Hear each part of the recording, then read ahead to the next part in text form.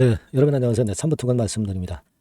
여러분들이 감사 보고서 확인을 하셨겠지만 적정 의견은 못 나왔죠. 네, 비적정 의견 중에서 한정 의견이 나왔습니다. 이 3부 토건이 그러면 한정 의견으로 되었을 때 과연 이제 불이익은 뭐이겠느냐. 네, 이 부분이 궁금하실 겁니다. 그리고 어떻게 하면 이제 살아날 수 있느냐. 네, 이 부분하고요. 네, 그리고 이렇게 그 한정 의견을 받았던 종목들의 최근 행보는 어떻게 전개가 되고 있느냐. 네, 이것도 우리가 참고를 할 수 있을 겁니다. 그래서 이 부분에 대해서 제가 오늘 말씀드리는 시간을 갖겠고요. 네, 그리고 영상 후반부에는 5월 달에 급등할 수 있는 대박주 한 종목 추천을 드립니다. 아시겠죠? 그리고 삼부토건 말씀을 지금 막바로 드리겠습니다. 삼부토건 관련해 가지고 구체적인 빠른 정보나 또는 매매 사인 이런 것들 구체적으로 받고 신속하게 받으실 분은 삼부토건이라고 문자 주세요. 참고해서 말씀드립니다.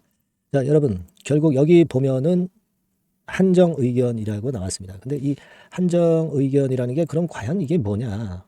이 지금 현재 이제 코스닥 종목도 아니고 거래소, 유가증권 시장에서 감사 보고서에서 확인할 사항은요. 여러분 의견은 물론 확인을 해야죠. 그리고 법인세 차감전 순손실률이라고 해가지고 자본금 대비 법인세 차감전 순손실률 이게 50% 이상이 이개년 되면은 관리 종목으로 지정됩니다. 근데 그건 코스닥에 한한 거고요. 유가증권 시장 종목이기 때문에 그 부분은 아무런 하자는 없습니다. 여러분. 다만 이제 지금 우리가 보면은 한정 의견으로 나타났다는 부분을 생각을 하실 필요가 있는데 물론 나중에 이 한정 의견 사유를 해소하면 그러면 다시 정상적으로 일반 종목으로 되는 거고요. 거래는 계속됩니다, 여러분. 네, 거래는 계속되는 거예요. 뭐 거래 정지나 이런 거 없습니다. 아시겠죠? 네, 이런 면에서 절대 불이익은 없어요.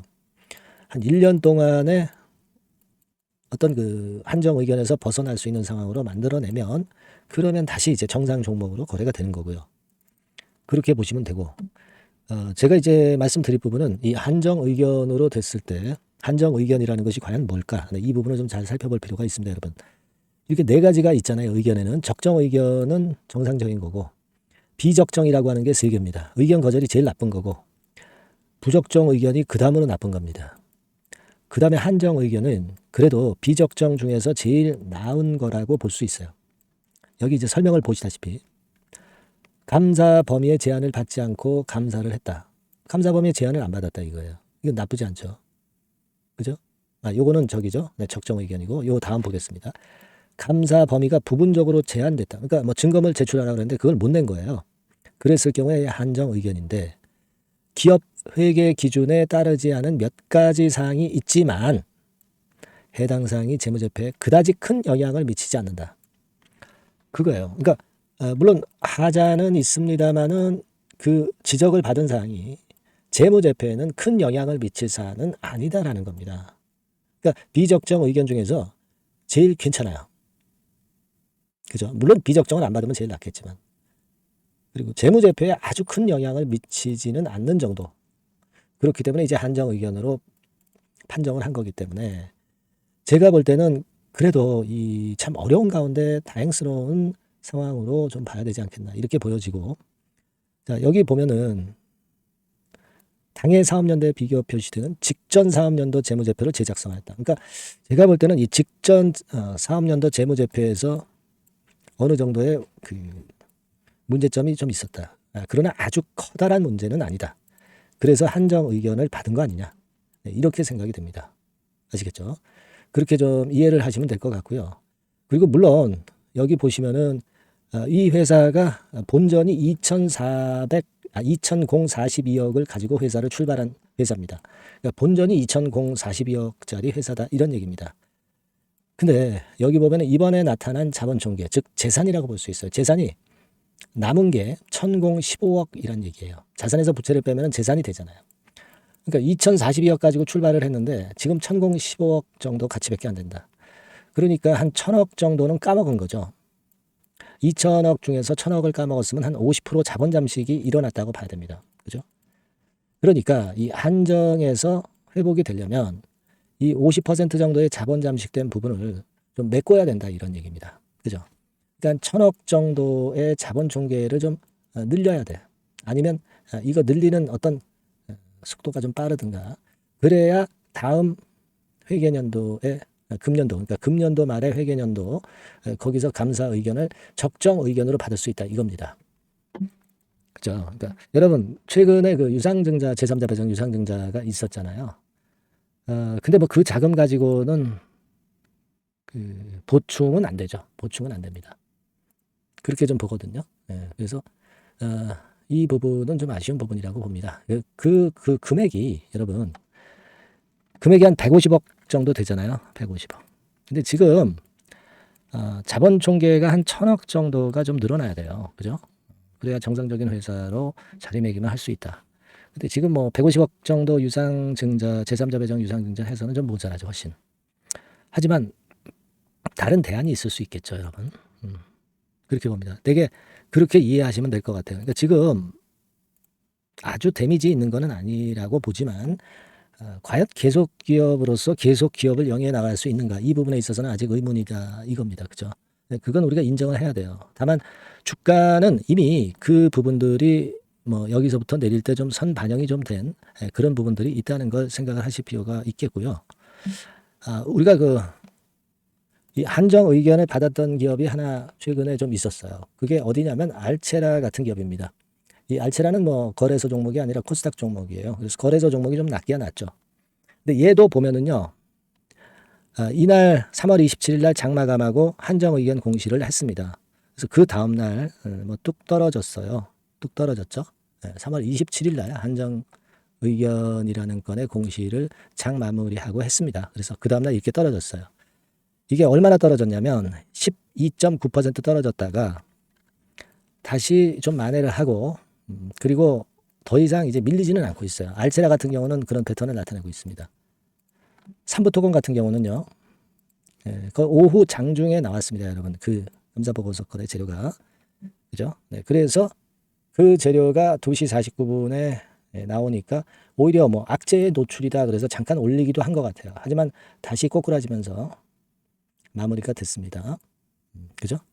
그러니까 일단 그 한정 의견으로 인한 반영은 장중에 어느 정도 됐습니다.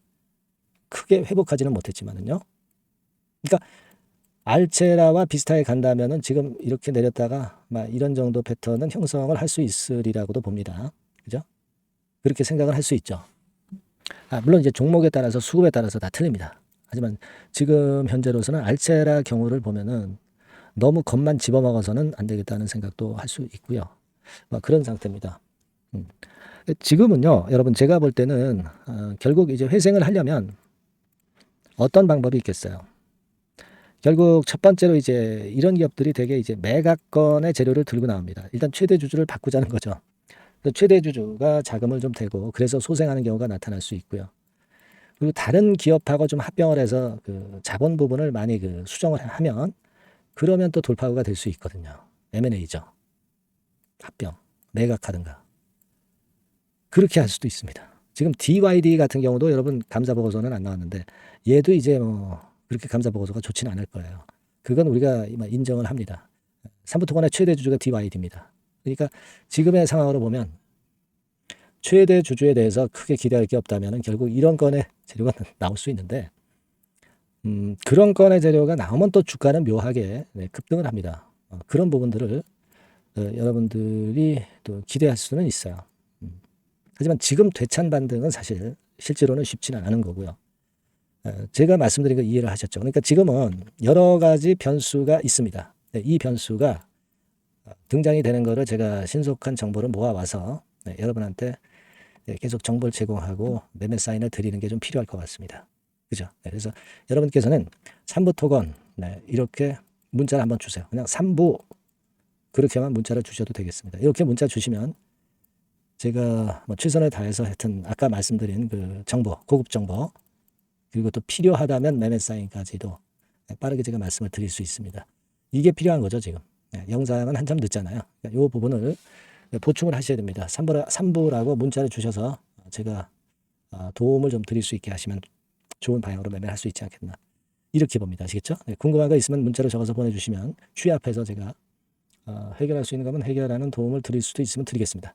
3부라고 문자를 꼭 주세요. 그래야 우리가 적절한 매매를 할 수 있을 것으로 저는 봅니다. 그렇게 말씀드릴게요. 네. 자, 그리고 제가 5월 달에 큰 이슈가 될 종목을 말씀드린다고 했습니다. 이 대박주죠, 대박주. 이거 말씀을 드릴 테니까 말씀 잘 듣고 대박 내는 매매도 해보시기 바랍니다. 지금 말씀드릴게요. 네, 여러분. 이번에 말씀드릴 대박주는요, 컨텐츠 섹터라고 보시면 됩니다. 그리고 이제 중요한 거는 시총이 굉장히 작아요. 네, 1,000억 내지 3,000억 범위. 그러니까 어떻게 했어요, 여러분? 이게 이슈가 붙으면 새털처럼 가벼울 수가 있다. 네, 이걸 생각하실 필요가 있어요. 네, 그래서 대박이 가능하다는 논리고, 가격도 여러분들이 그렇게 크게 부담을 가지지 않을 정도의 10,000원 내지 30,000원 선 정도의 중가권의 시세를 현재 보여주고 있는 종목입니다.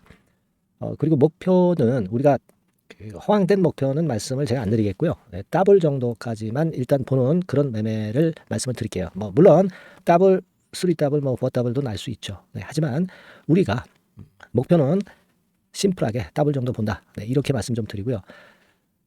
그리고 이제 2, 3개월 코스 정도로 보시는 게 좋습니다. 이게 짧은 시일 내에 대박 내는 게 좋지만 그런 것들 다 거품입니다, 여러분. 네, 굉장히 리스크가 큰 종목들이 많아요. 네, 그런 종목들 여러분들 매매해서는 안 되고, 되게 2, 3개월 코스로 가시는데 1개월 있다가 시세가 크게 급등할 수도 있는 거고요. 네, 1, 2주 내에 크게 급등할 수도 있는 겁니다. 하지만 우리가 보수적으로 봐서 2, 3개월 코스 정도로 보고 간다. 네, 이렇게 보시면 될 것 같습니다. 네. 이게요, 이 대박주의 특징은 금년에 턴어라운드가 예상이 됩니다. 되게 여러분 적자 보였다가 흑자로 전환하는 기업들이 흑자로 전환하기 이전에 미리 초급등을 하죠. 네, 그걸 노리는 겁니다, 여러분. 턴어라운드가 예상이 된다. 그리고 부채 비율도 0 내지 50% 범주에 들 정도로 타인 자본 잘 안 써요. 그러니까 여러분들이 안심하고 투자할 수 있는 그런 종목이라고 봅니다. 그리고 이 종목은요, 기술 성장성 기업으로 속해 있어요. 네, 기술력이 상당히 엄청나다는 걸 알 수가 있겠고요. 거기다가 이번에 흑자 반전까지 된다면 그렇다면 금상첨화죠. 네. 그리고 최근 6개월 내에 매물을 완벽히 소화했고요. 주봉 차트를 좀 보여드리면, 제가 한번 보여드려 볼게요. 네, 자, 이런 형태입니다. 그러니까 어때요? 전환이 여기서 돼가지고요, 시세가 안정되게 올라가고 있어요. 네. 그리고 여기서 집중적으로 또 매집이 더 들어온 것으로 봅니다. 이게 팔고 나가는 거래가 아니라 여기서 집중적으로 매집이 더 돼서 여기서 플랫폼을 형성했다가 다시 위쪽으로 크게 치고 나갈 그런 모양이에요. 그래서 주봉 차트 잠깐 말씀을 좀 드렸고요. 완전히 상승 전환된 건에 주목을 해야 됩니다.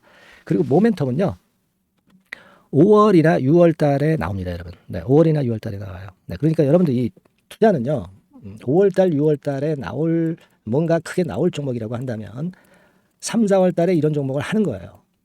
그래야 여러분들이 다른 사람보다 빠르게 수익을 크게 쟁취할 수 있는 겁니다. 이때 가서 투자하는 것은 이미 꼭지죠, 여러분. 3, 4월에 미리 들어가시는 거예요. 아시겠습니까? 그래서 지금이 타임이다. 네, 저는 그렇게 보고 있고요. 5월 달이나 6월 달에 해외 글로벌 시장에서 사상 초유 재료가 나옵니다. 네, 구체적인 거는 제가 문자를 주신 분한테 말씀을 좀 드릴 거예요. 여기 이렇게 나와 있죠. 이 사상 초유의 이 재료가 나오기 때문에 우리가 지금 타이밍이 아주 좋다. 3, 4월에 투자해서 미리 시세 분출하면 이제 그때 더블 내고 나와도 되고, 한 2, 3개월 기다려서 그때 한번 시세 또 나중에 조금 늦게 난다 하더라도 그때 팔고 나면 되는 겁니다. 그러니까 타이밍이 지금 딱 맞다는 거예요. 네, 그래서 제가 추천을 드리는 거고, 그리고 이 해외 글로벌 시장에 큰 모멘텀이 있는 거는 사실은 대기업이에요. 대기업. 근데 대기업하고 이 연관이 된 중소형 종목이 탄력이 엄청나게 크잖아요, 여러분. 되게 그죠? 이 대기업보다는 여기에 연관된 총 대장주가 있다면 이게 수익률이 엄청 크단 말이에요. 투자해 보셔서 아시겠지만. 그래서 이 해당 수의 대기업이 그런데 이 기업 지분을 최다로 보유를 하고 있어요. 정확한 수치는 제가 말씀 안 드리겠지만 10 내지 30% 범위 안에 들어 있습니다. 아시겠습니까? 자, 그렇기 때문에 이게 총 대장주가 안 될 수가 없어요. 그리고 여러분 이 밑에 보시면 해당 수의 대기업에 대한 컨텐츠 매출이 50 내지 70% 비중 육박한단 말이에요. 그러니까 이 기업이 매출이 100억이라고 한다면 50억 정도는 그 해당 수의 대기업에 관련된 거란 말이에요. 그러니까 이 해당 수의 대기업에 대한 수혜를 크게 입을 수 있는 총 대장주가 될 수밖에 없다는 얘기예요. 여기에 주목하실 필요가 있어요. 자, 요 종목을 여러분들 한번 참여를 하셔서 대박 좀 내셨으면 좋겠다는 생각이고요. 대박주라고 문자를 주시면 돼요, 여러분. 그죠? 대박주라고 문자 주시면 제가 그냥 추천만 띡 드리고 끝나는 게 아니라 여러분들이 매수해서 매도를 할 때까지 끝까지 케어를 해드릴 거예요. 그리고 이제 중간중간 AS도 당연히 제가 세심하게 드립니다. 여러분 요거 꼭 하셔가지고 대박 한번 내봅시다. 네, 대박 주라고 문자 주시는 분에게는 제가 최선을 다해서 케어를 할 겁니다. 아시겠죠? 예. 자, 감사합니다.